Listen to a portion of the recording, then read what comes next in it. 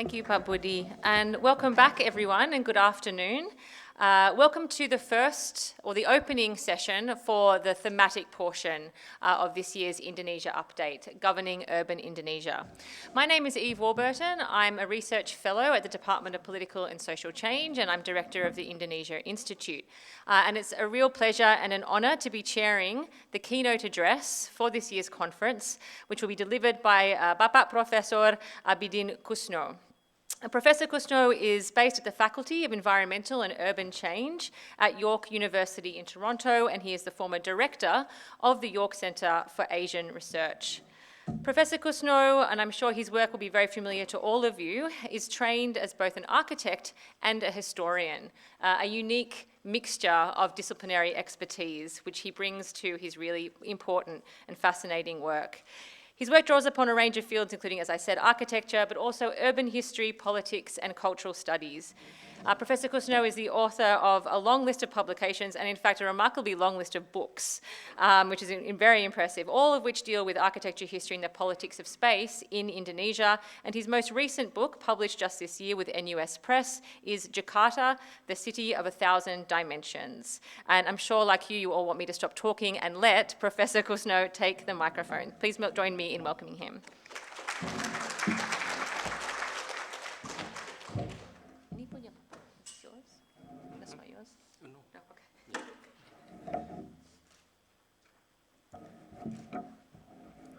Thank you, Eve, for the very kind introductions.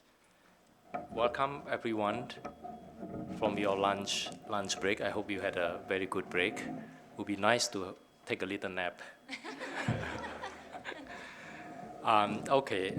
This session and also the subsequent sessions are going to be very different from what you heard this morning. The reason has been the field called urban studies has no discipline. So in the morning you heard about politics. There's something called Department of Politics or Political Science. There's something called Department of Economy. These are disciplines with epistemology, with approaches that somehow you can expect. But urban studies have no such privilege. It doesn't have a discipline.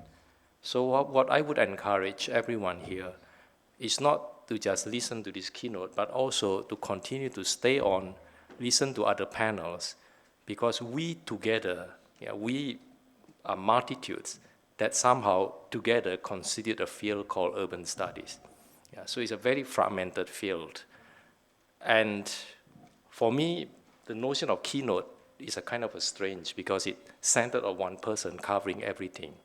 But urban studies are constituted by many, many subjects. And one of the biggest tasks I have been given by Pa Ed and Bu Linda is to give a big picture. And that is overwhelming. A big picture in 20 or 30 minutes? 30 minutes, thank you. Now, so I started with the first slides, which is, how do you move the remote?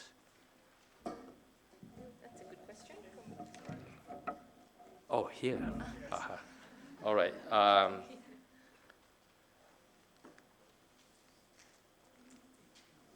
So I start with a picture, really, because some people say picture words 1,000 words, so that saves already many minutes. And I also, have many questions as well. So the first one that I want to point out is, how should we talk about the urban? Now, the urban, it is not referring to any political jurisdiction, but it's more to geographical phenomenon, and the formations of which is often not planned. For example, the notion of desa kota, it's the desa kota, a city that is both desa and kota, village and the urban, or kampung and kota, or kampung in kota, or kota in kampung. So that is what we call geographical phenomenon. The second question is, what unit of analysis should we use? Neighborhood, local, regional, national, or even global? The third question is, who are the players? Some people call, who are the directors of urban change? Now, cities are not only built from above by governments or by business groups, but also from below by communities, including people in Kampung. And the fourth question is to acknowledge what we call the external forces. And then we have to ask these questions: to what extent do external forces or external ideas govern Indonesian cities? And then if we talk about the external, then we have to be fair to acknowledge something called the internal. Then we have to ask the questions of what roles might Indonesian political traditions play in urban governing? And then we have to ask this key question: whose traditions? So these are the kind of a series of questions which I will try to tackle, though may not be able to answer all of this. And so let me move on to the second slides. I also have the issues with time. It's not the conference time, but let's say, oops, okay, thank you. It's more like the Indonesian or the national time. Now this is again a homemade picture. We call this, bubble time. Many bubbles, they are floating. The idea over here is to give a sense that time very often is not linear. It's floating, and therefore, while we can organize time chronologically, but that doesn't necessarily mean that it is floating in a linear way. There's this idea that every epoch should produce a governing regime appropriate to its time, suggests that we can actually periodize time and tease out historical characteristics of every period. But historians also warn us that don't forget about what they call legacy. Don't forget about habitus. So the arrow of time, very often can fly back and forth, a bit like boomerang. So an arrow can point to many directions. This means that it's not enough for us to just focus on one bubble, because the force of one era, may predetermine other eras. And then this we have to thanks to friends in politics. They also tease out a concept called critical junctures, and which would be the yellow, bubble there. These are moments could be moments of crisis, or could be moments of regime change. These are moments when radical transformation could be made or could have been made. Now, take for example the 1900s, which is this first bubble there on the left. This was during colonial time.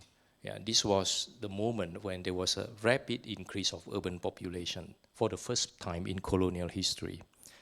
This was also the first time when the government paid a lot of attention to the city instead of to the village.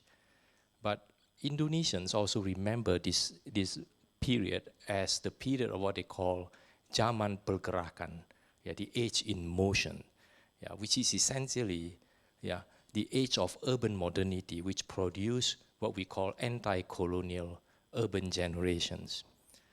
Now, this was also the time of decentralization, the birth of municipality, of local power, and there was a huge debate on the urban, on town planning, and also on the housing question.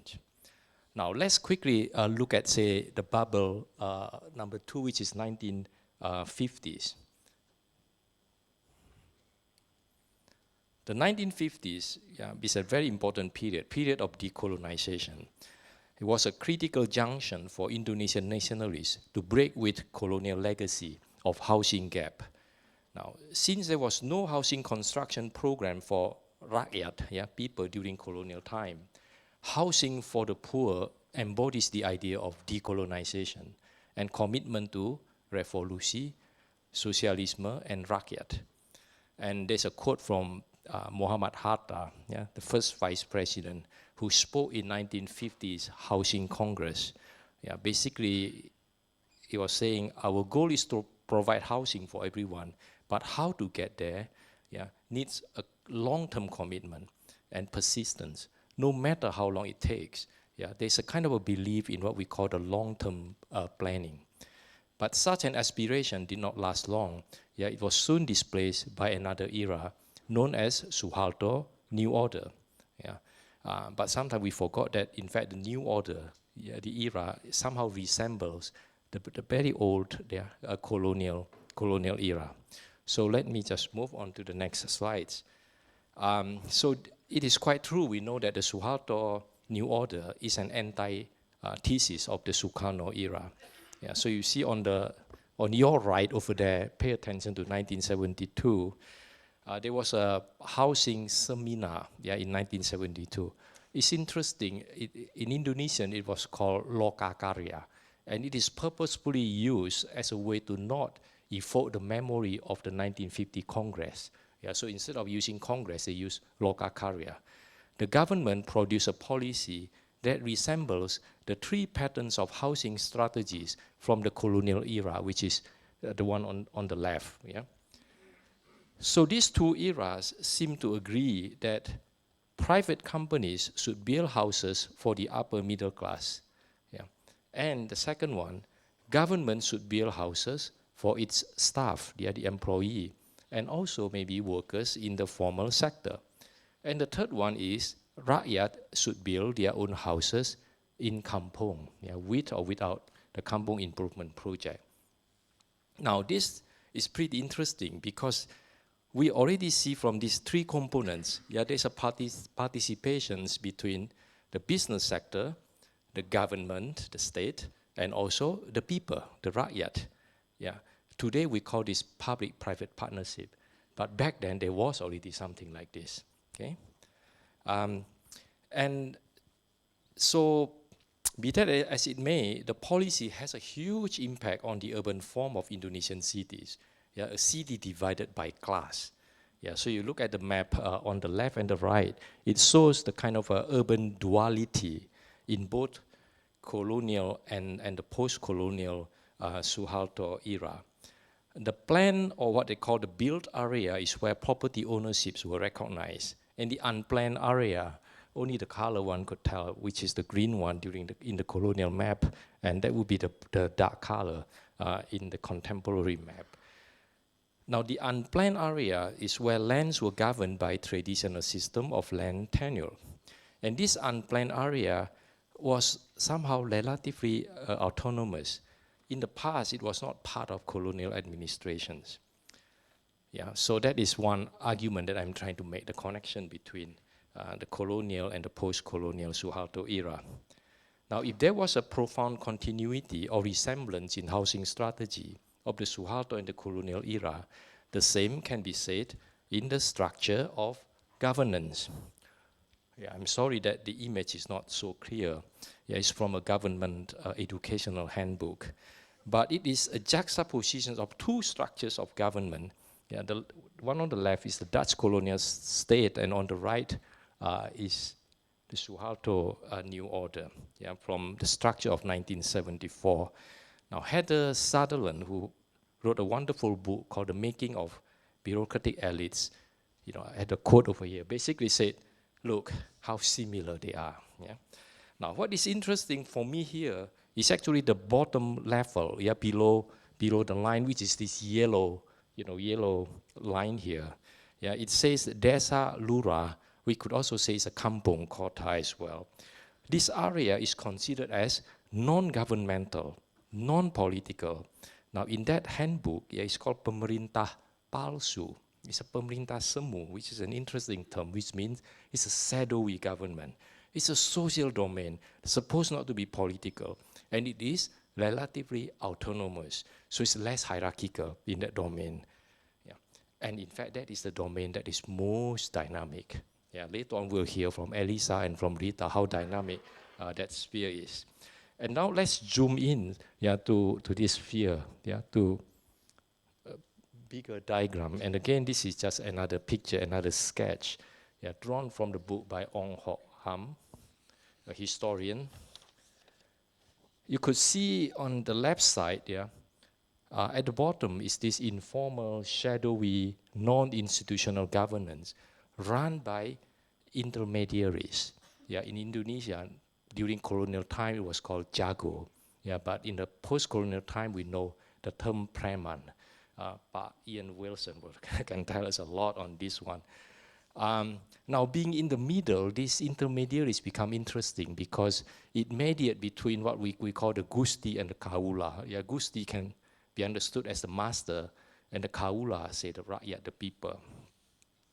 And the Jago himself, mostly man, yeah, is an ambiguous figure, sometimes pro-Gusti, sometimes pro-Kaula. Yeah, so we can see how dynamics the kampong has always been, yeah, not only socially but also politically. Okay, there's a lot of negotiation in that domain. Now, we tend to think of desa or kampong as the embodiment of Indonesian tradition, but its formation is tied to colonial indirect role.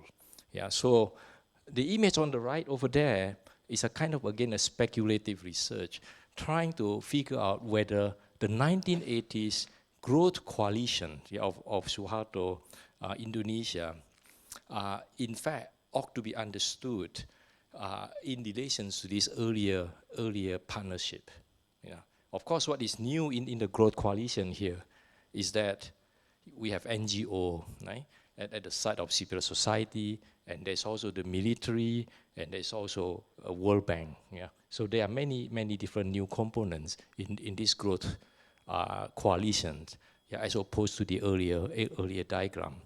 But they are all somehow integrated, yeah, into what is then called the growth coalition. Okay, moving on now. Oops, I think I can skip this one. Moving on to the 1980s, yeah, I can say that we are in the global time, yeah, because by the 1980s, the line that divides the global north and the global south is becoming unclear, yeah, as the neoliberal idea has become a global trend. There's no time to explain what neoliberalism means, but it comes with a series of keywords such as decentralization, privatization, participation, or one we could call it democratization. Yeah. But the international development agencies by the 1980s have their own keyword, and these keywords are speed, action, short-term gain.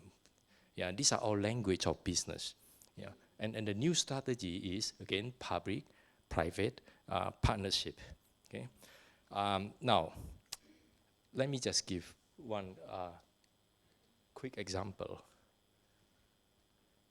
Oh no, sorry, before this one, it is actually this one. The World Bank, yeah, including the US AID, sponsored what is called the Integrated Urban Infrastructural Development Plan. Now in it, it had what is called the IDAP component. Now this philosophy of this strategy, yeah, of this program is, again, speed and short-term interest. And the key player is private sector. So we can say that the IDAP, it was easily incorporated into the strategic growth coalition. Yeah. But if you ask people from IDAP, they would say, oh, we have successfully trained Indonesians how to do public-private partnership, yeah, without knowing anything about the political traditions of Suharto New Order. That has always been based on partnership. Yeah. So the impact on urban form. On the left, yeah, this is prior to IDAP. In the 1970s, there was a master plan which focused on public railway system running east, west, and also to the south, kind of a T formation. The idea was to organize growth along the line of the public transport infrastructure so that the ecologically sensitive area, which is at the southwest and the southeast, could be protected. And what is interesting here is that this plan was then abandoned.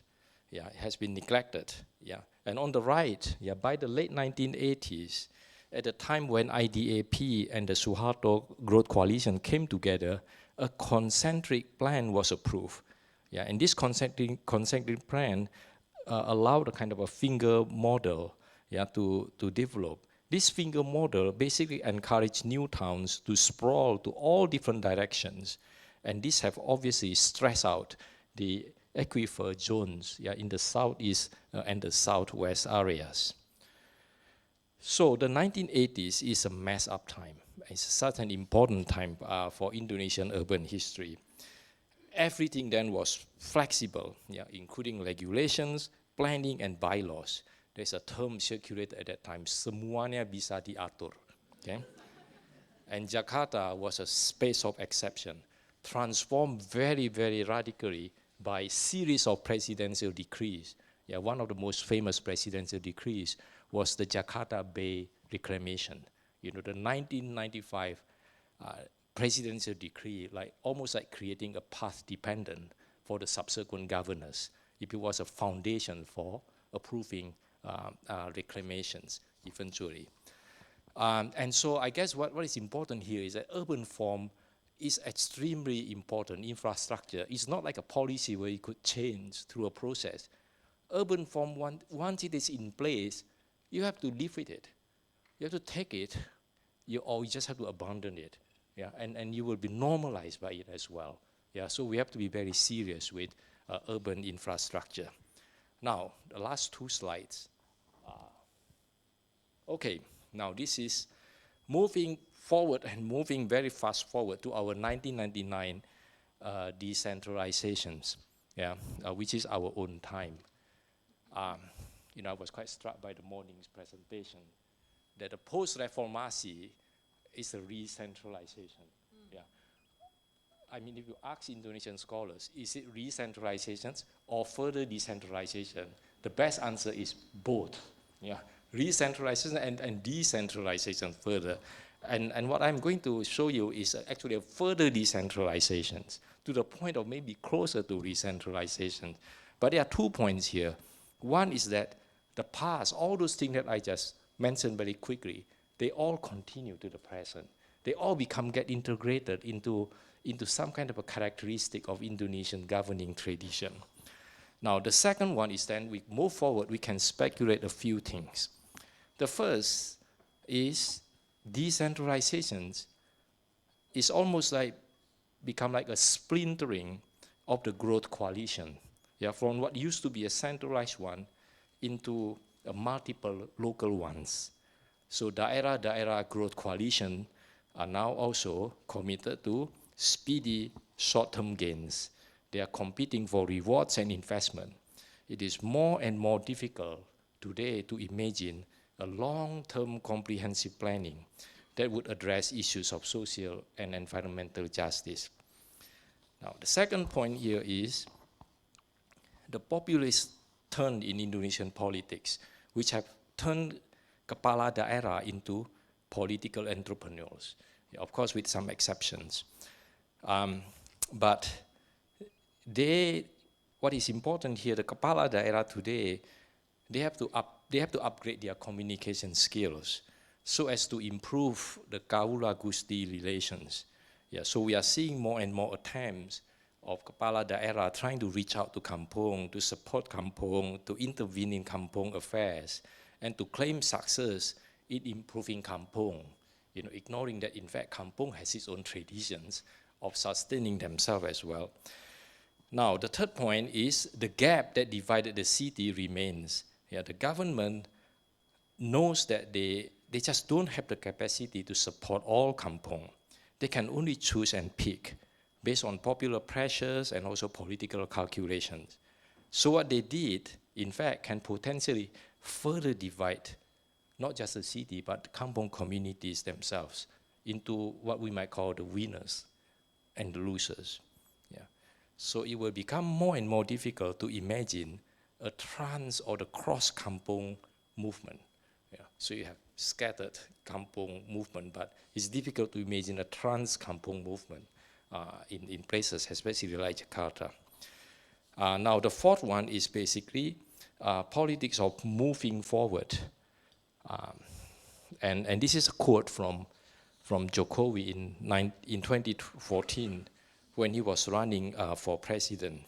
We remember that whole call for mental revolution, which is interesting when we saw this quote. It's an acknowledgement of the power of the traditions and the importance of overcoming it. So those traditions are really, the kind of traditions that seems to be cultivated during the independence era, but they cannot be separated from the colonial era as well. And it emphasizes change, to break with tradition, which somehow bring us back to the 1950s, the time of Sukarno. So I have these last slides, which I do not even know how to explain it. This is a montage of discursive sources, and don't ask me don't ask me to translate this, but I guess what is interesting here is that when asked who are the people who most inspired Jokowi, no, I think there was a question, who are the 5 people that most inspired you, right? And then Pak Jokowi say, Bung Karno, Bung Karno, Bung Karno, Bung Karno, Bung Karno, right? Now that is pretty striking. This suggests that don't blame me. If anything wrong, it would be Bung Karno, because, right? And so I guess in the end, one have to ask these questions. You want to break with tradition, which is what Sukarno has been associated with, but then whose tradition we are talking about? And so Sukarno seems to appear either as God or as ghost. It's no longer clear, but it's around Pak Jokowi. And then with that, Sukarno somehow seems to be brought back, right, to future with the whole idea of building a new capital city. Thank you.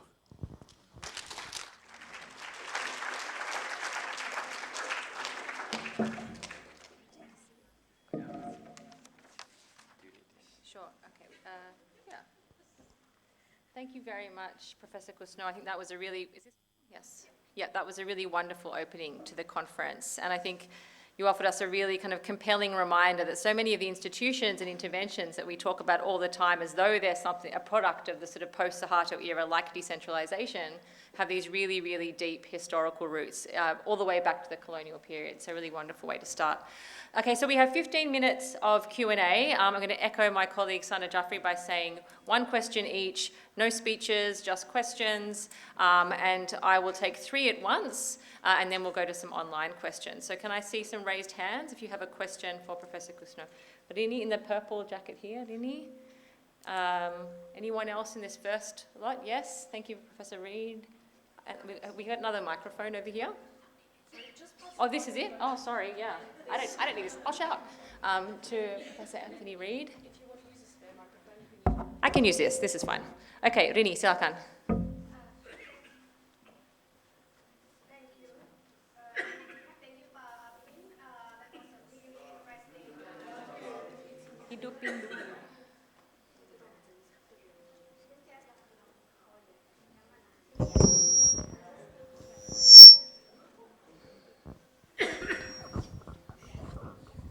Hello. Yeah. Okay. Thanks, Pak Abidin. That was a really excellent presentation. My question is related with your last slide on IKN and the move from Jakarta to IKN. That the bureaucrats always say that Jakarta is sinking, that Jakarta is facing so many environmental challenges, and the recent one is pollution. What do you think of this reasoning using environmental challenges and well, is that kind of like, yeah, that's true. And what do you think about that with Jakarta facing so many environmental challenges? Thanks.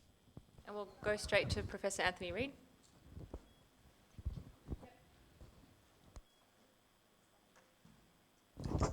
Yeah.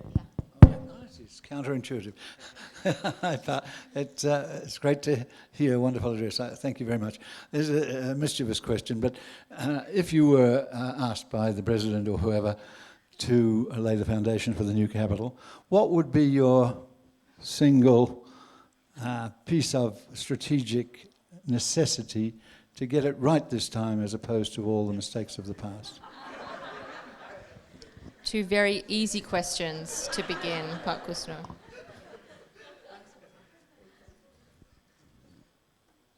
Thank you. So these two questions are related to the new capital city. One from Rini, thank you, it is about Jakarta. Was Jakarta the reason for moving to IKN? It's a very good question. I have been thinking a lot on these issues as well. There's no definite answer, obviously, but we can all speculate. And speculations can just keep floating around. One of the things that one could imagine is that it seems like, I mean, this is maybe, you know, to give a positive side of the idea is for Jokowi, it is okay to let the city sink as far as the nation still can be saved, right? But the other answer to that could also be there's a whole transcendental thinking, you know, to just trying to imagine, you know, we want to overcome, we want to transcend all the problems, we want to forget all these issues by then imagining what Sukarno would also think of, building a new future. And it is as if like the mission of the nation in formations would not be achieved without a new city, without a new place, a new space. And in some way this is not entirely unique. There are cases in many post-colonial nation states basically try to build a new capital city. So this is not about just following examples of the global north. You have Canberra, you have Washington. There are many other places in what we call the global south have making attempts to build capital cities. So it's not entirely new. It may not be coming from Sukarno himself, which we are not quite sure about.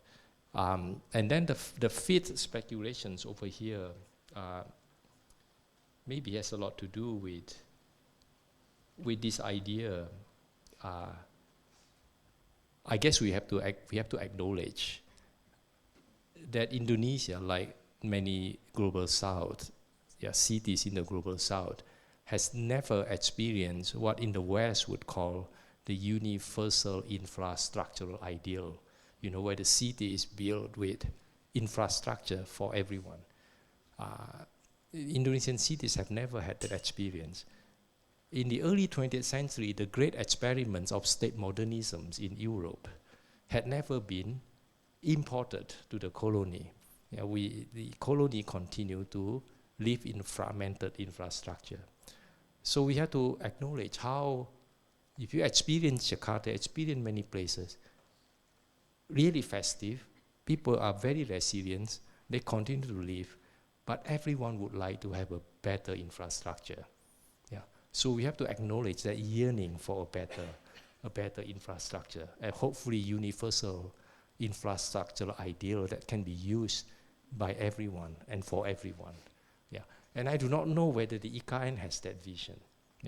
And the sixth speculation, and this is what worries me a lot, is that if you look at the whole idea of looking for investments, and if you look at how not only looking for international capital to invest in IKN, but also trying to mobilize developers who had done many damages to Jakarta to also invest in IKN, that worries you. So, will the ghost of Jakarta continue to haunt and follow Jokowi to IKN? That would be a good question. And this would go to Anthony Reid's question. If there's a single strategy to get it right, is to imagine IKN to provide not just a physical form, a new infrastructural form, but the whole restructuring, of political, economic, and social dimension of Indonesia. That to me would be interesting, but that is probably a bit too abstract. But that would be the underlying philosophy. You have that whole, what I find interesting in the buildings of the whole complex. You start with the palace, and I think buildings for the employee, and the money would be coming from the state budget, APBN. And then the idea is that the outer circle would be for private investors, to build whatever they want to build, right? That is an interesting idea, you can, as if the center would have to be non-commercial, and then when you go out, it becomes commercialized. Yeah. Maybe it's a form of public-private partnership, but one has to be extremely skeptical. And to me right now, I think the model or the goals of Jakarta is going to haunt the IKN, considering how much it relies on private capital. Yeah. Now my last point, and this just came to my mind, is that we also today live in maybe a different era. Yeah. All of the stories that I told you is a bit outdated. Yeah. It actually has to do with the international political economy, the Washington Consensus, the World Bank, and so on and so forth. Now we have to think about the different geopolitical economy, different models of development. Would BRICS, allow a different paradigm to come into being? Would the China form of development, where planners are asked to control capital, be one other model? We do not know, and this has never been discussed, how IKN could be seen as maybe a formation of a new geopolitical economic configuration, in the post-Washington Consensus era. We do not know. So it's an interesting case to continue to study. Thank you. Thank you. Fascinating answer. So we still have about 5 or so minutes. More questions, please, from the audience. Oh, sorry, the online. Yes, thank you very much. Okay, we'll go online, and then I saw someone else who we can hopefully come back to. Yeah. Hello. Okay. So we have 2 questions online, if it is all right with the time. Yeah. Okay. For the first question is from Asari from Universitas Gadjah Mada, joining from Tuban, East Java, Indonesia.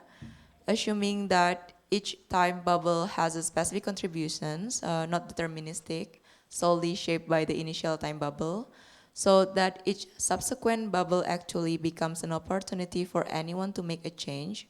To what extent do critical moments in politics provides political opportunities for both civil and non-civil society, such as Preman or Jago, to come together vis-a-vis the state's development agenda and neoliberalism's promoting donor agency?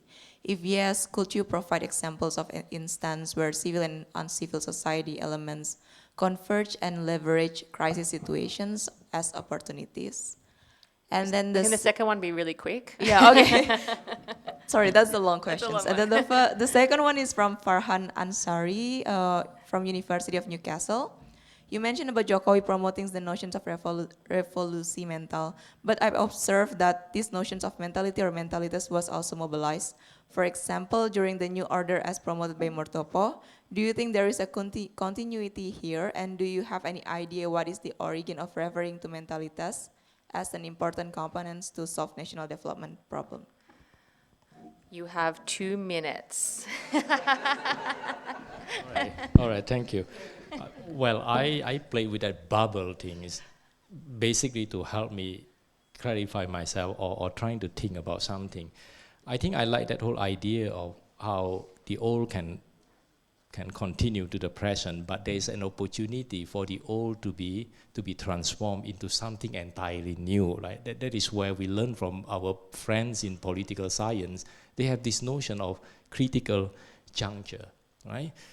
And of course, those who are critical would always say, well, yes, there's a critical juncture, but in the end, it got reabsorbed into the structure itself. So in the end, the restructuring occurred rather than a real transformations.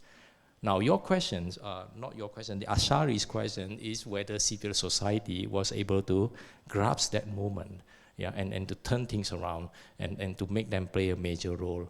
I think that would have to go into empirical research or historical research to have that qualification to say, at this particular moment, things have changed. But the skeptics would also say, but not quite. They got reabsorbed into the structure itself. Yeah. But I think the concept of critical juncture allow us to have this opportunity to think about agencies, yeah, rather than the structure keep repeating itself. The second question is about the idea of the idea of new order. Oh, Jokowi mental revolution. Yeah. In some way, that whole revolution thing is not a new thing in Indonesian history. You have a new order. Say new, you know, that means it was an old, right? Decolonization was new. But what we learned from this whole bubble thing is that the notions of movement or moving forward, or what we call pergerakan, gerak, is a central problem in the modern history of Indonesia. Yeah. And that's all I can say, you know. That's yeah. Thank you, Professor Kusno. Okay, so there was a gentleman I missed right up the back there with the red shirt, and then we had a gentleman here in the yellow shirt as well, both on this side, because I haven't seen another hand go up on this side. Very quickly, please, because we only have a couple of minutes, so very short, sharp questions. Silakan. Thank you, Pak Kusno. A quick one. I wonder whether you can make a quick comment on the effect of this still under construction IKN to the surrounding areas in Borneo, in Kalimantan. And quick side note about this one. Oh, no side notes. That's a very good question. Next question? Yeah. Maaf, Mas. Silakan. The effect on Borneo on the environment. Yeah. Hi. So you mentioned a little bit about the normalization of current policies. So how does that influence attempt to change and restructure the bad policies into, you know, better ones in terms of urban studies? Okay. And we have 2 more minutes. Yeah, that's it. Yeah.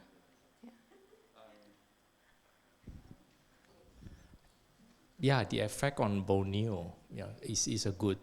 Is an important item to put on research agenda. Not only the effect on Jakarta, yeah, with the government, you know, move to other place, but what happened or what is going to happen to Borneo, I do not have the exact precise answer to that. There's all kind of a conflicting news for Jokowi and the pro. You know, moving to the new capital city in Borneo is the opportunity to create a new time and also a new space. And we know the existing Borneo, the whole image of jungle, in fact, is not quite right. They are all kind of a concessions that, in fact, would transform Borneo in any case, right? So the government sort of idea is that we go there and we buy up all these concessions. We quote unquote nationalize it, you know, and that give us a bit of a justification of saving the nation from capitalism. Yeah, the Borneo, the image of the jungle, I think is just an architectural rendering. And I do not know. I think if you want to use a larger geopolitical economic configuration, then you would have to think about Borneo in relations to maybe the larger networking of different cities, maybe in the region. There's something quite strategic. Not only Borneo happens to be in the middle, yeah, of the Indonesian archipelago. But again, that needs further research and the courage to go beyond nationalistic framework to think about the regional reconfigurations of power in which cities will play a major role. Yeah. The second one was about how to create a better place, better policy.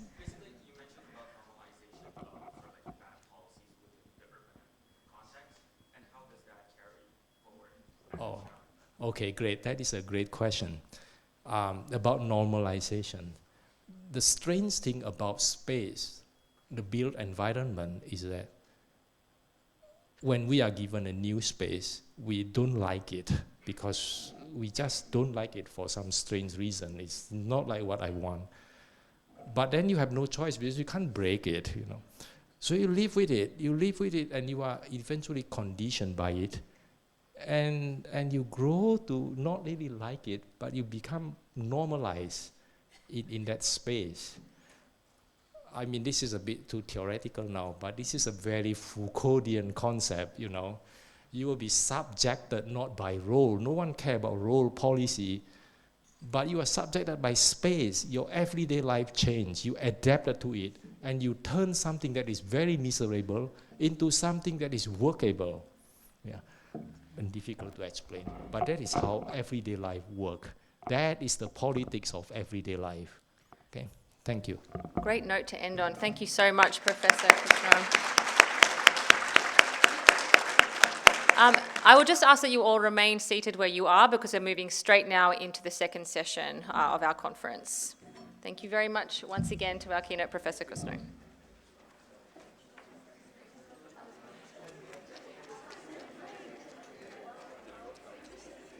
Sorry I had to be so strict with the Q&A as well. Yeah.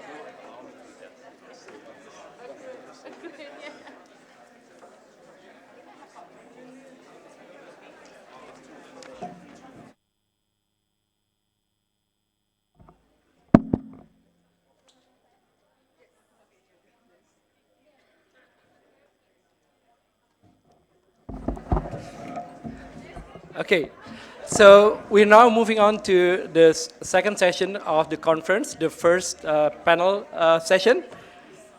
My name is Firman Witoelar. I'm with the Indonesia project, ANU, and I will be the chair of this session. This session will be on comparative and demographic perspectives. We're delighted to have two distinguished speakers here. Sonia Roitman is an associate professor in development planning at the University of Queensland. Her contribution to the field of development planning and urban sociology include influential research on urban inequalities and how they manifest in cities.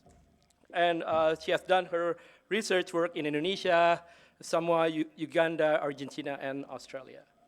Our second speaker, Meirina Ayumi Malamassam. Ayumi is a researcher at the Research Center for Population, National Research and Innovation Agency, BRIN, Indonesia, with primary research interests in population mobility and regional development. Ayumi has just received her PhD from the School of Demography ANU a couple of weeks ago. So each speaker has 20 minutes to speak. No interruption, please. Sonia?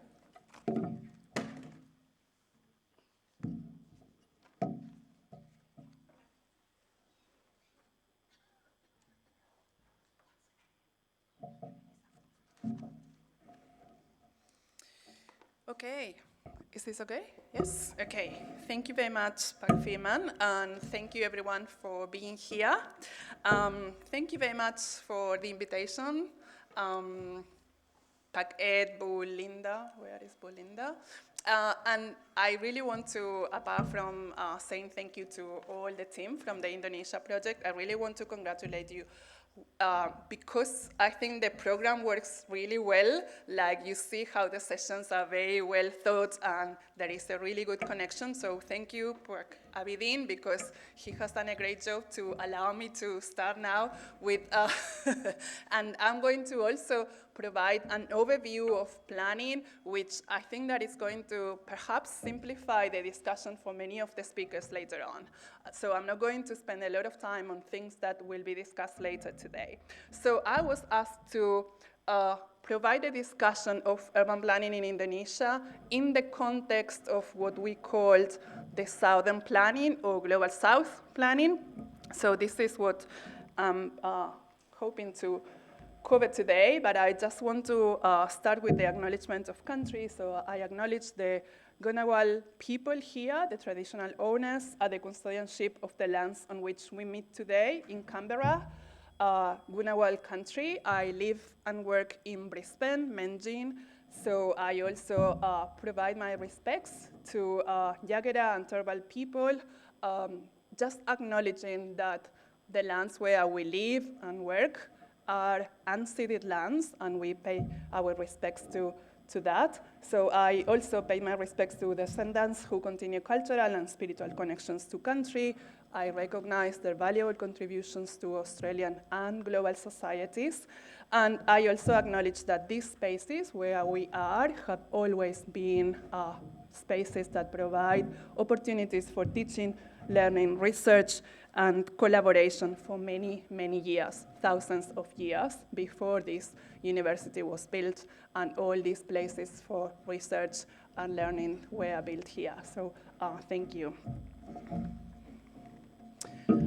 So the outline of the presentation today is like, first of all, I'm going to be discussing what we called Southern planning or Global South planning, and then I'm going to move to the Indonesian planning system. Then I'm going to provide just a very, very quick overview on urban and population growth, because later on we will have a full presentation on that. I'm going to also touch on poverty, inequality, and informality as three big challenges that are influencing how we see Indonesian planning at the moment. And then I'm going to just mention what I think are critical, recent, current challenges for planning in Indonesia, and also what I see as the opportunities. And I will go back to how Indonesian planning is contributing to this discussion on what we call the South planning.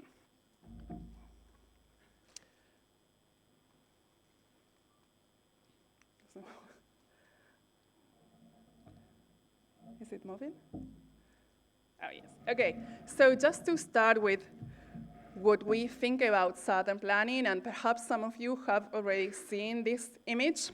So this is the image of what we now discussed as Global North, in the north of the map, and Global South. And this concept, that hopefully is not unfamiliar to most of you at the moment, is a concept that has become more widely used in the last 20 years or so, and is considered to be more politically correct than just the concept of developing or developed countries, because all countries are still developing, right? But also it's because it's the concept allows us to acknowledge that there are reasons for that difference in development. So there are political, historical, economic, and social conditions, historical conditions that are determining why we are where we are in different countries. So this line was proposed in the 80s by Will Brandt from West Germany at the time, as a proposal to think about different in how we see different countries. But it's not a geographical division, as you can see. So Australia is in the south geographically, but is considered as part of the global north. Yeah? And so, but Indonesia, it's in the global south. So why is it important to consider the global north and global south when we are talking about planning? So first of all, I have to say that planning is just not something physical. It's also about a process and an intervention in cities, because this intervention is aiming at improving people's lives. That's the full aim of planning or urban planning. And it's not a wedding planning, it's not organizing events, it's just managing the process of living in particular centers and how we can make sure that we improve our quality of life. And that process involves different stakeholders that have been already mentioned, especially by Abidin in his presentation, how the government, the private sector, communities, and all of us contribute to how we improve our cities. So what this concept of the Global South is going to say in relation to planning is to acknowledge that most planners initially studied in the North, paying attention to the problems in the North, mainly in Europe and in North America. And the realities in those countries or those cities is very different to the realities in the Global South. So what the Southern planning is going to say, very much informed by political and post-colonial theories is to say, no, we cannot be using those concepts because they are not making sense to the realities of everyday life in the cities of the South. So it's very much acknowledging, as I mentioned earlier, the differences in historical trajectories that the cities and countries have, that there are also very different socioeconomic conditions in these cities, and that because of that, when we are talking about maybe poverty or informality, it's not the same when we refer to the North than when we refer to the South. At the same time, this concept is going to put a lot of emphasis on local realities and diversity and local cultures and how we apply that to our everyday life and everyday cities. So I'll move to the next one. So when we move to the Indonesian planning system, I think that at the moment it's very much a hybrid system that is informed by both a top-down approach that still exists, that is very strong, but an emerging, that has been emerging for 20 or more years, bottom-up approach from different stakeholders. So here I put, let me see if I can we put all of them together? So we don't, yeah, thank you. So I just wanted to compare, if we think about, and this morning they were discussing a lot of reformacy and post-reformacy. So if we take a step back and if we think about the new order and then reformacy, what are the differences? So we know that in terms of planning and how cities are organized, we still have a very strong role of the government.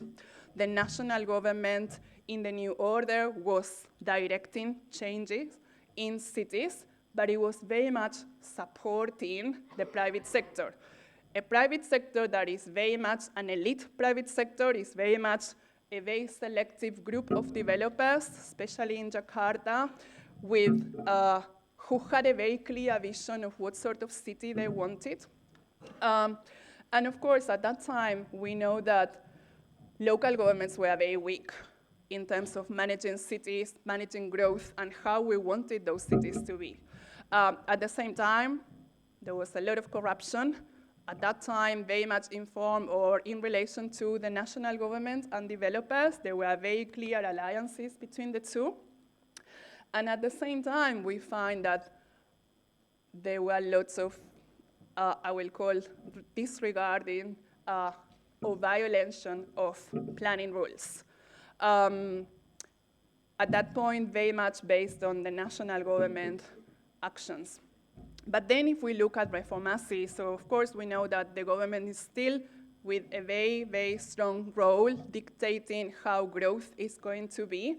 But what is happening, and still the private sector has a very clear role to play, but what is happening is that with this devolution of power into local governments are the ones, and we have here many people who are experts on that, who are the ones who make decisions on how cities are going to be growing. And that is also something that has opened the door to, of course, a bit of some corruption cases. Now corruption has moved or shifted a bit to more local governments. There is also a bit of unclear rules or how to implement national government regulations into the everyday playing at the local level, and especially because there is a very unbalanced power relations between developers and local government staff. We still have lack of coordination between different governments, and even when we have now more community engagement, more community participation, and we don't have time for this, but I'm hoping that Bu Elisa and Bu Rita might be discussing this. Like, there are different reasons why we have some successful communities and communities that have been not very successful in how they contribute or how they make decisions in terms of housing and in terms of cities. So there are lots of still very tokenistic approaches to community participation. So now moving on, where are we going? with to some points that will be discussed a bit later, but I just wanted to mention, so can we put them all? Just that, why is this important? Because if we think about the time of the independence, only 12% of the population were living in cities. Now we know that nearly 60% of the Indonesian population lives in cities. So how is that impacting the role of planning and a critical role that planning has? And as I mentioned, again, we need to think that growth is not just the role or the actions made by the government, different levels of the government, but it's also the actions made by private sector, but also communities. And I'm assuming there is going to be a discussion about this reclassification of rural to urban areas, like why now we have become, or Indonesia has become more urbanized than before. This morning there was a lot of discussions about the aspiring middle class. I wanted to discuss a bit more about the role of the middle class. So as you can see here, this is how the World Bank defines social groups according to consumption.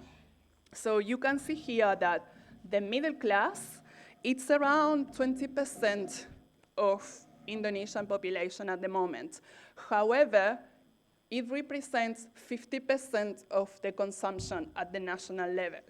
And how do you see that in cities? You see that because this is the group that is asking or requesting housing that is not built by the government, but is built by the private sector, is very much housing built within gated communities, so it's reproducing already the income inequalities that exist.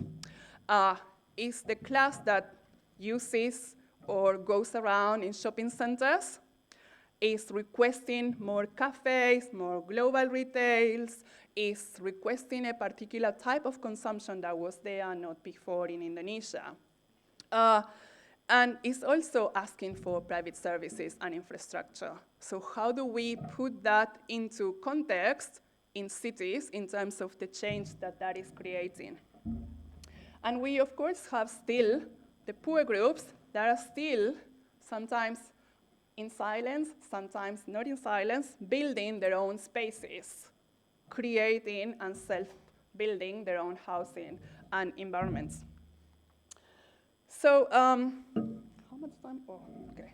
So, I'm not going to spend a lot of time here, but I just wanted to mention that these are three critical concepts in planning and why they are important in the context of Global South planning. First of all, because Indonesia shows very clearly that now poverty is not just seen as a quantitative concept. And so you have 9% of the population, according to the World Bank, again, living under the poverty line. But at the same time, we know that there have been many social programs that are advertised as poverty programs that are considering other dimensions of poverty. So you have infrastructure or training or education that is part of these programs, considering that just having more money is not enough when we are talking about poverty. Again, we know that there is more community participation, but it's still very limited.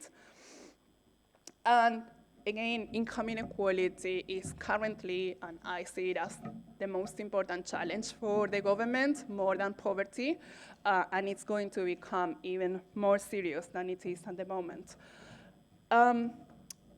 Informality, and I don't have time to discuss a lot of informality, but Indonesia is one of the countries in which land tenure and informality can really show the diversity of what we are talking about when we refer to informality. And within the Global South planning, there is a big discussion about moving forward from binary distinctions between formal and informal to understanding that the gray space is the one that is the most interesting, but it's also the most realistic space. So when you think about what are the different ranges or diversity in terms of forms when you refer to informality, not just land tenure, but also economic informality, Indonesia is a very clear example of understanding that the concepts from the north don't help us to understand the realities of the south or Indonesia. So what I see as the challenges, and I'm not going to discuss them, I'm just going to mention them. Here you see a photo that for me shows a big intersectionality of three of the current challenges that I see in cities. Can you put them three? Thank you. So housing, the housing crisis, that is not just in terms of quantities. The quantitative deficit is around 14 million households without a house, but more importantly, the qualitative deficit is around 29 million households in Indonesia who live in houses that are not in good conditions. We know that Indonesia faces one of the most serious challenges in terms of disasters in the world, and when you compound the vulnerabilities because of living in a house that is not appropriate, because of facing disasters, floods, or whatever disaster that it could be. And then when you combine that with solid waste, which we will hear later today or tomorrow, is waste that is not recent waste, is waste that has been there for years. And it's going to be a very big challenge to clean that waste or to be able to manage that waste. So how do we deal with those challenges at this point? So just to finish, yes. So I think that the good points here are that the Indonesian planning system has moved forward in considering these three opportunities. So first of all, there is a big discussion in terms of governance, and it's acknowledging that communities and the private sector have a very big role to play in managing cities. It's not just the role of the government at different levels, and that's really important. In other countries, this is not the same. It's not at this level of the conversation and the debate. At the same time, we know that there are very, very proactive and organized communities that at the same time are very innovative, very resourceful in terms of how they manage, how they adapt, how they respond to crises and problems. And because of that, they are very resilient communities. So how do we take these opportunities and how we think forward in terms of how we build our cities? And just to come back to my last slide. Sorry. Well, first of all, I think that it's important that when we have these conversations, and perhaps for some of you, this discussion on planning might be a bit new, but we know that the conversation on the historical and political past conditions is very important in the debate, and it's been part of the debate for a long time. At this point, it's good that we don't have to explain that communities can create change and create change every day. It's already something that it's not discussed anymore, which is really, really good and positive. But at the same time, Indonesia is showing very clearly that there is an importance for taking into consideration the diversity that exists in our cities, the diversity of culture, the diversity of different social groups, and how they contribute to the cities. Because at the end of the day, for planning to work, to be successful, it has to be inclusive. Thank you very much.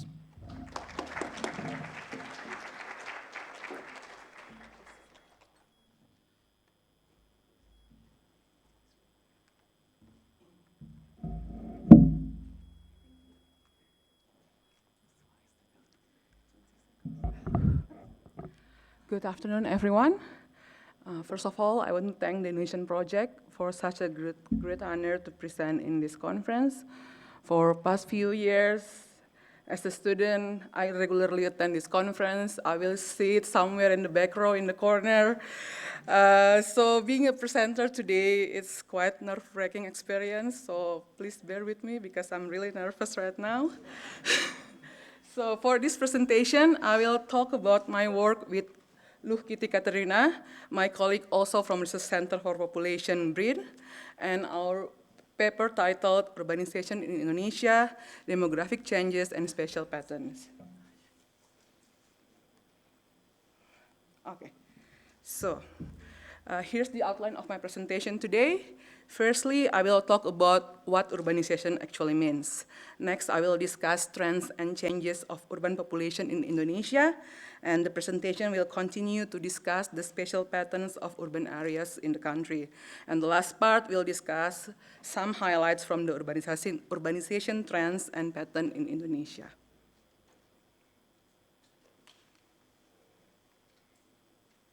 Okay. So first things first, what is urbanization? In Indonesia, urbanization has become a buzzword that we heard a lot after Lebaran holiday, or when we talk about urban problems in metropolitan cities.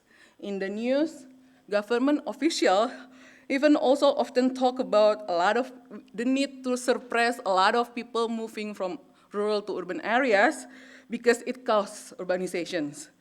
But yeah, so urbanization is generally understood as migration of people from rural to urban areas.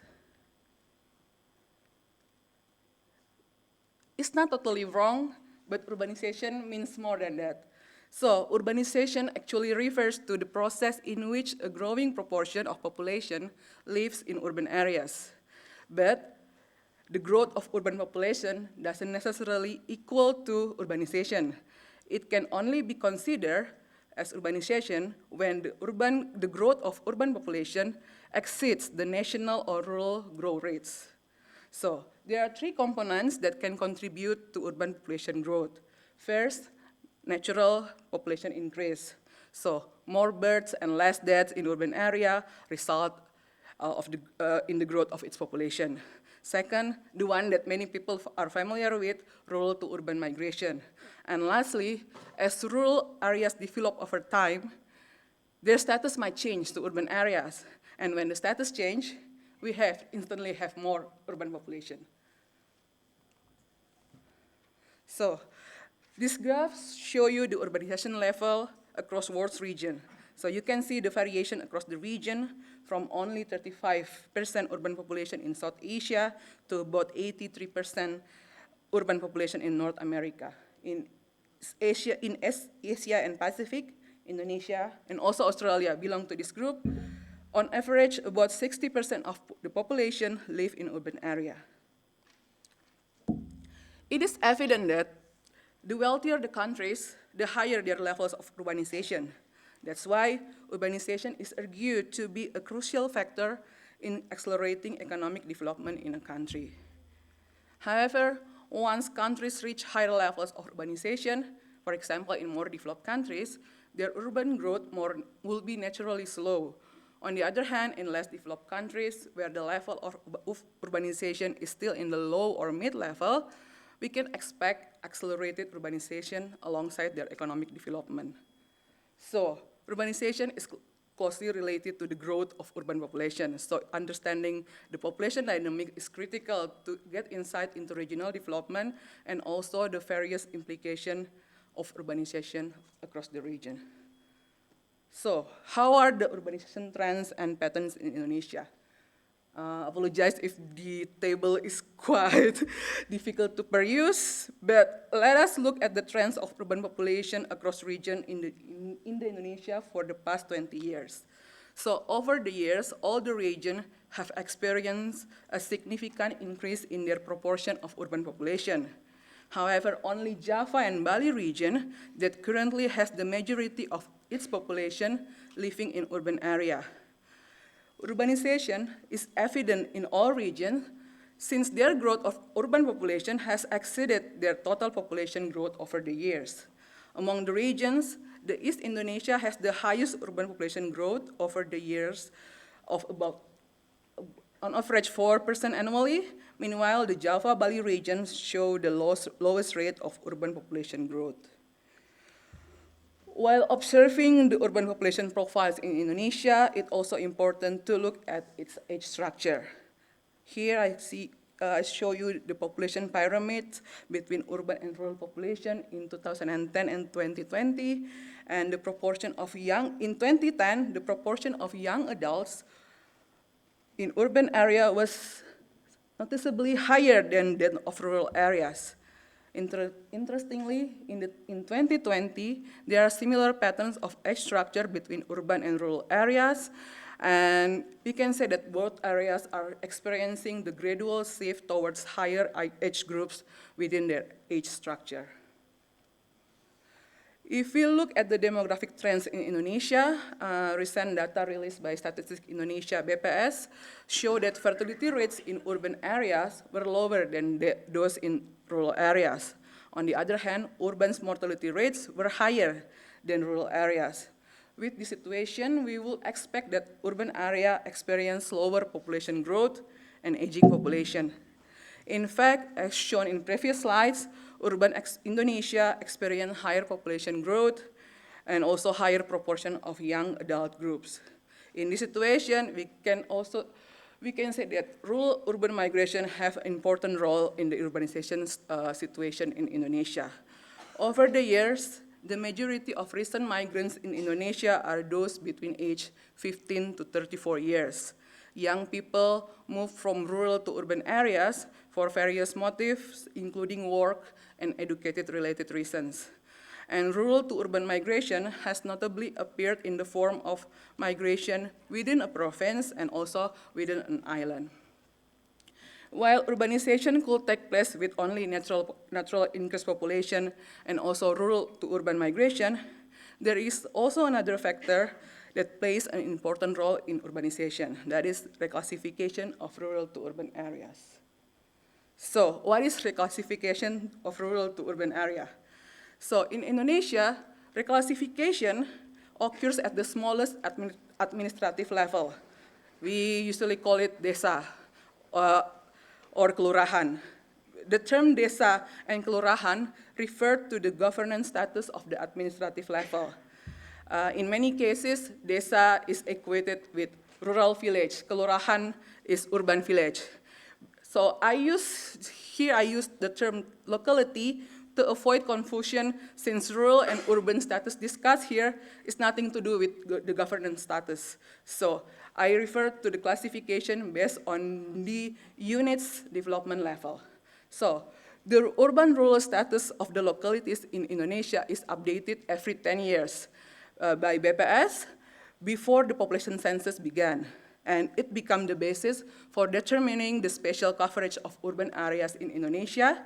And in turn, it will affect the coverage, it will affect the size of urban population and also the level of urbanization. So here in this table, you can see a substantial increase of urban localities across regions over 20 years. The increase was notably apparent from 2010 to 2020, since the proportion of urban localities was increased significantly in all regions. So how can a locality can be classified as urban or rural? So the classification is based on the cumulative score of 3 components: population density, proportion of agricultural household, and access to urban facilities. So for the population density and proportion of agricultural household, the score is derived from a single indicator. So if a locality has a population density of 6,000 persons per kilometer square, so it got score of 6. If it has 10% of agricultural household, it got an additional score of 6. For urban facilities component, I apologize because I make a bit mistake here. So the total number of indicators should be 9, because the education and shopping facilities are marked separately, so it should be 9. And so a locality can have 0 score if they don't have all the listed facilities, but if they have all of them, they have a full score of 9. So the possible cumulative score is ranging from 2 to, it should be 25, and a locality can be classified as urban if its cumulative score from all the components is equal to 9 or higher. So, based on the classification, let me show you the distribution of urban areas in Indonesia. So here's the map for 2010.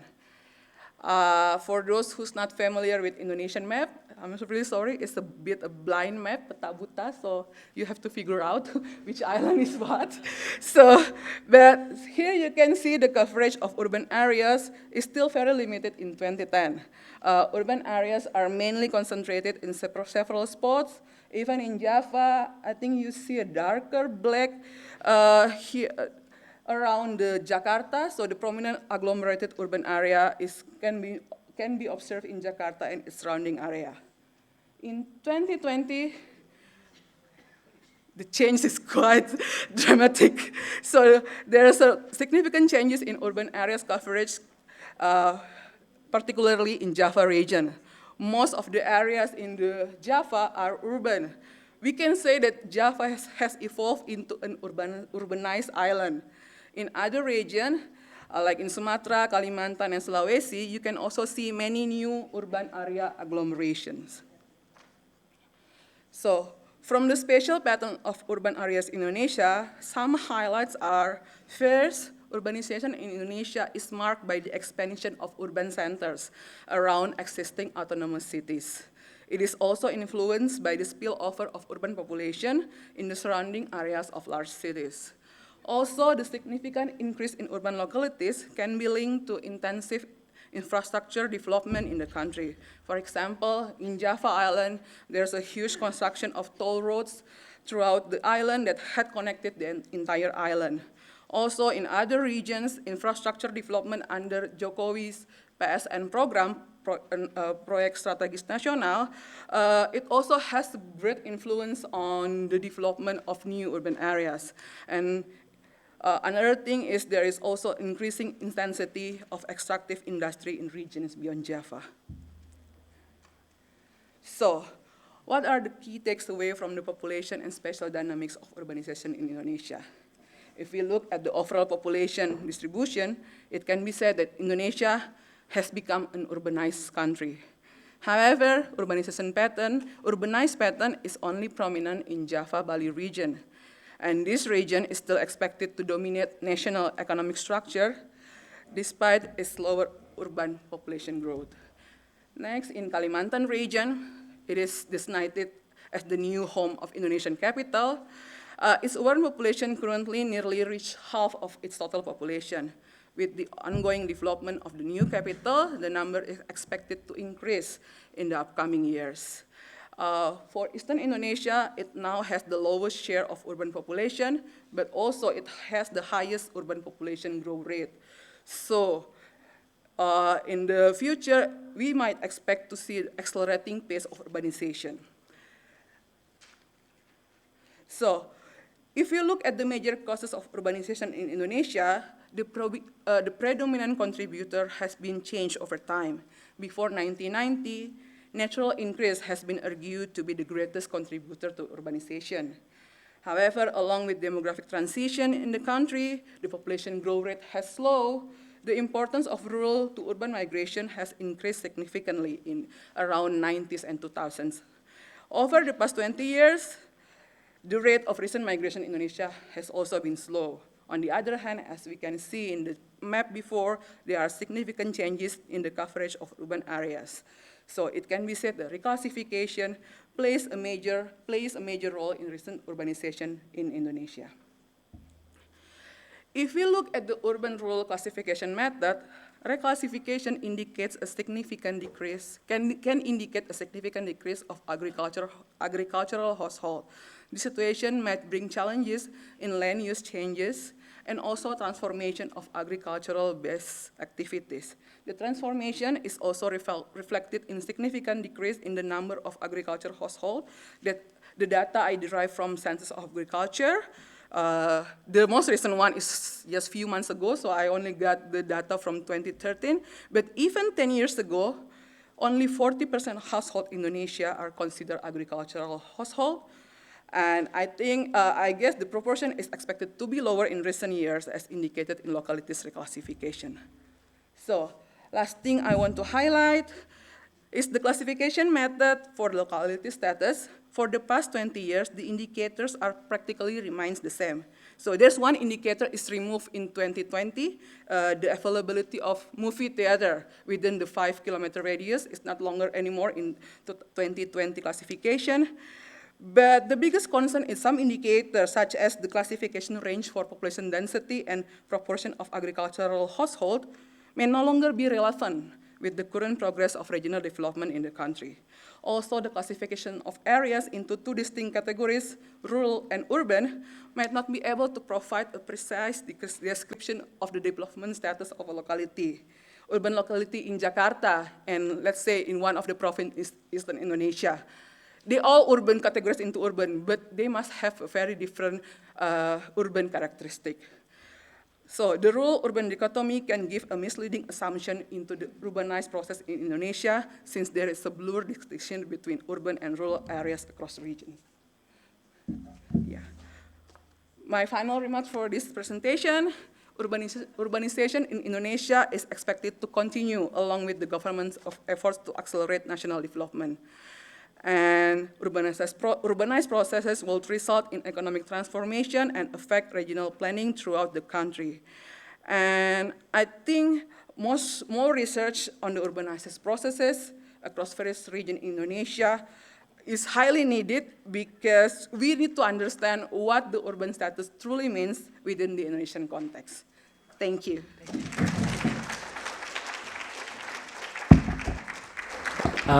Thank you so much for both insightful talk. And now we're open for question and answer. I'm going to take 3 questions first. The woman here, one. Ibu, the one behind, yes. And one in the middle, yes, the gentleman over there. Yeah. Okay, my question is to Ibu Yeah. Sonia. Please, very quick, one My name sentence is question. Yeah, so I'm interested in the picture in your presentation, which is the picture of slum area, which many people would argue that is not the failure of urban planning, but the failure of urban management in defense of planning. So do you think along with the concept of southern planning, we also need a concept of southern urban management? Just a provocation, thank you.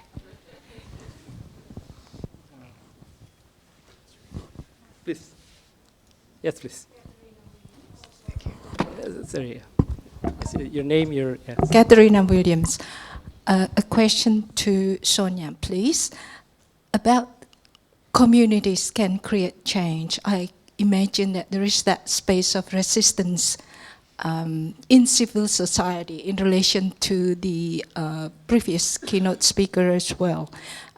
Just wondering, what could we kind of imagine and expect this interest, this, I suppose, the community's resistance in the private or against the private interest in urban development or planning? Thank you.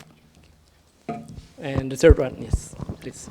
Just with the transition to urbanisation, is there also a transition towards urban agriculture as we see land uses change?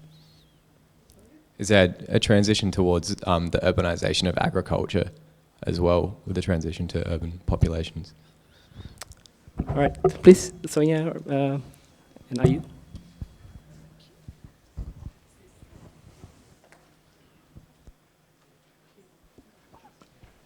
Hello, is this working? Okay, so thank you, Ayu, for your question in terms of, and I'm going to be very short, in terms of Global South urban management. Yes, it could be, so you could start the discussion on that concept. I think that the discussion on Global South is very important in relation to understanding differences. And it can be, of course, applied to planning or to urban management or to many different concepts or even disciplines if we think like that. So yes, thank you. So we can have more conversations on that. Second question on tensions and interests. I think there are two answers. It's like, if I understand your question well, is that yes, of course, and I'm sure Abu Elisa is going to talk about the tensions between communities and private development or communities and government. That's one type of tensions when I don't think that it's because communities don't want change, but because communities want that change to happen in different ways than the private sector or the government is wanting the change to happen. But at the same time, I think there is also another issue, that is that there are tensions within communities as well. Like, a community is not a homogeneous social group. So because of that, there are very different interests and there are different views as well. So some people might be in favor, some people might be against, and how you manage that is also part of how a process can be successful or not. Thank you. So let me confirm first. So you asked like whether the transition of agriculture also means transition to urban population? Agriculture. Oh, urban agriculture. Okay. By definitions, they only use percentage of agricultural household. So anyone who work in agriculture, if there anyone in the household work in agriculture, they will consider agricultural household. So I don't think they really distinguish whether it's urban kind of agriculture, what kind, like there's a lot of growing type of urban agriculture right now, but if they're growing, if they're less proportion, it's urban. That's all, like by definition, that's the way they put the urban status. Okay. So next round of question, Katie? And there's one online? Okay. Yes. And then next online, and then one more. But Terry, yes, the third one, yes. Please go, Katie. Mike two. Hello, Terry Hall from ANU. Oh, sorry, Boo Katie first. Oh, okay. Mongobo.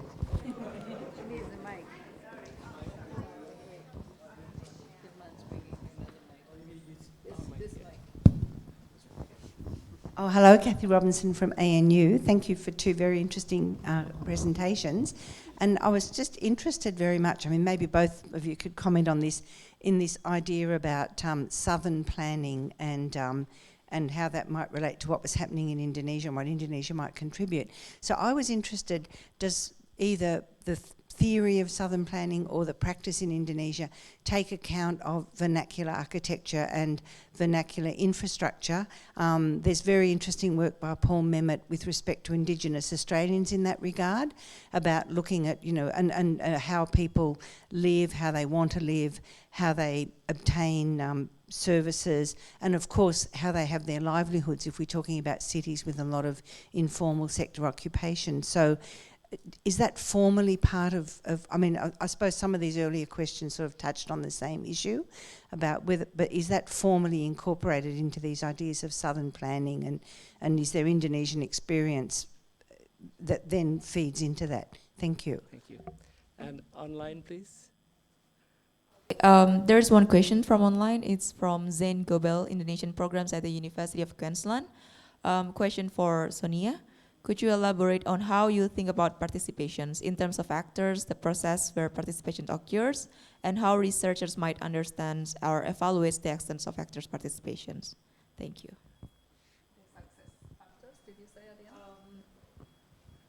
Sorry, the success factors? No, the process where participation occurs.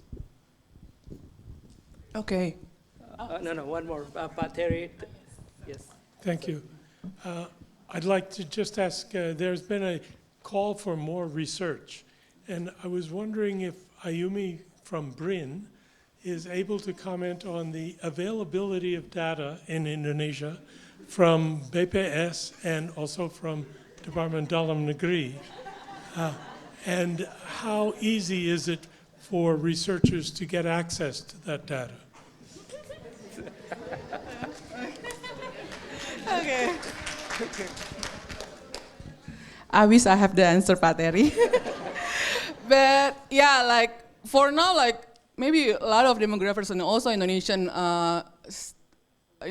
studies academics really concerned about the release of census, and also they have now long-form census, but we haven't got the access, even the published or even the raw one.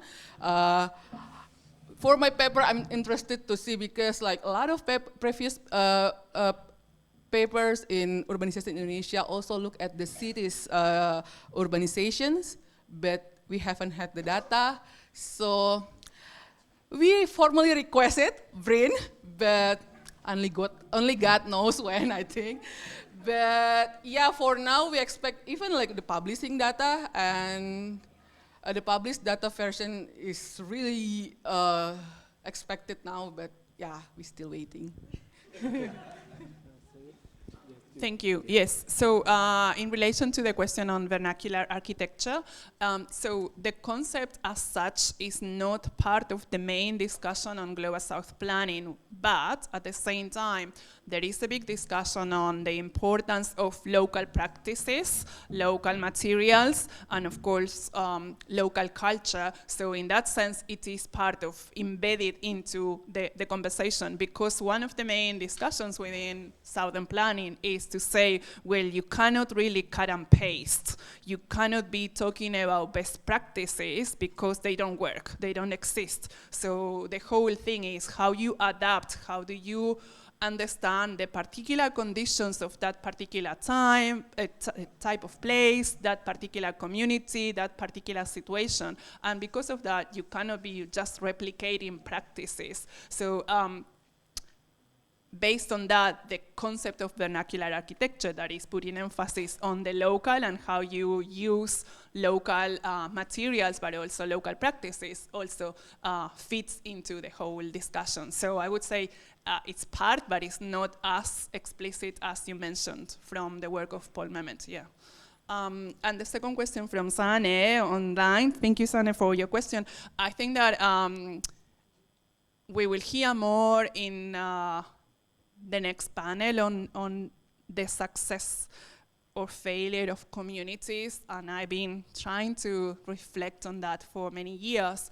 I think there are lots of different factors why some communities are more successful than others, but I think that it has to do with a very clear sense of or understanding of the importance of the communities organizing themselves, a very clear understanding of the role of some leaders that have to be leaders that create safe spaces for discussions, not leaders that are top-down leaders. There is a need for a very clear distinction of what are the limits in terms of collaboration with other stakeholders and their own work for communities. So what are their own responsibilities? And I think that it also has to do with the support that they might have from very successful NGOs that work on the grounds all the time, and they provide very specific technical support that many communities also require. Thank you. Okay, more questions.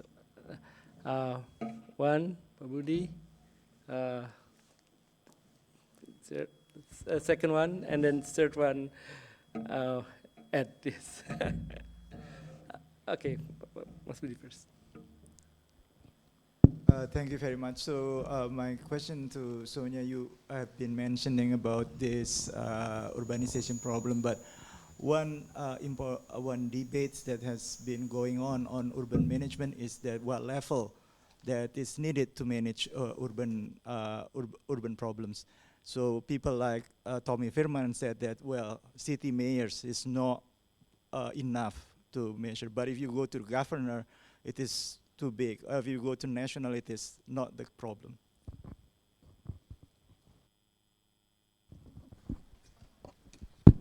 Patrick Guinness from ANU. You've associated rural to urban migration with also the consequence in poverty and inequality. I wonder, in terms of southern planning, whether the idea of urbanisation to smaller towns, that is out of big cities into smaller cities and to towns, is given much emphasis. And Ed? Yeah.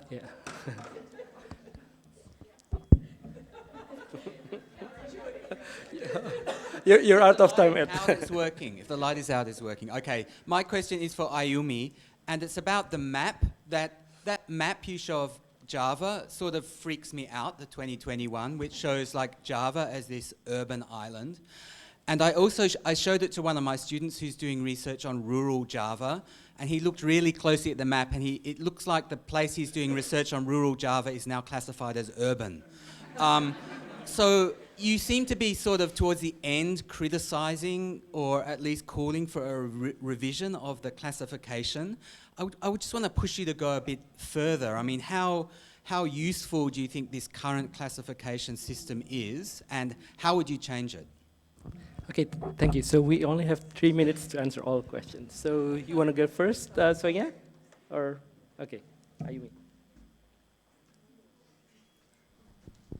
Okay, so for question about urban to rural migration, whether it has importance on urbanization, Census 2010 already showed there's an increasing pattern of urban to rural migration in Indonesia. However, it's not a really big, but it's double, I think, the rate. So I don't know, the discussion on counter urbanization is already being increasing in Indonesia, but it's something that we need to study further. For Ed's questions, yes. So I think because for 20 years, they're using the same indicator particularly for population density and proportion of agricultural household. By the scoring, so if the localities has already more than 8,500 people per kilometer square, it has 10% of agricultural household, it's definitely in urban, right? So even if they don't have urban facilities. So I think maybe the range it should be customized again, transformation of agriculture, maybe more people work in the service sectors, retail sectors, so maybe it's not relevant to use proportion of agriculture anymore, or even if still use, maybe the percentage range, it should be changed. But we also already try to ask BPS also, do you have any information on the scoring? So which the urban usually the urban status mostly came from which component, but there's also no information about that. So I think if we have that kind of information, we can tell what kind of changes that we can also suggest it. I think Patrick's question is also directed to you. Yes, so I'll be very brief.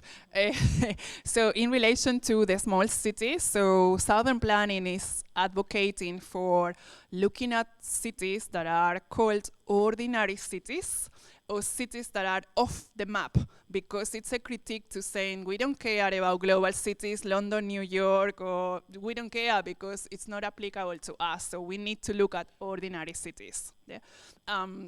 So that's very much what you were asking, I guess. And the second question, I would say, but this is my personal view, that the best level is the local level, but at the same time, local level meaning municipalities to manage growth and to plan, but at the same time, that level has to be in coordination with the other municipalities, because what you have is that there are many metropolitan areas where it's not just the role of one single government, and I guess that PAC mayor here will have other views tomorrow, but I guess that the problem at the moment is the lack of coordination of different governments that are regulating or managing the growth of one single city. Thank you. So we've come to the end of the session. I would like to thank you, our two wonderful speakers, and everyone who participated. So we are now ready to break for afternoon tea. Serve outside. Please return to your seats no longer than 3:05 p.m. Session 3 speakers starts at 3:05 sharp. Thank you.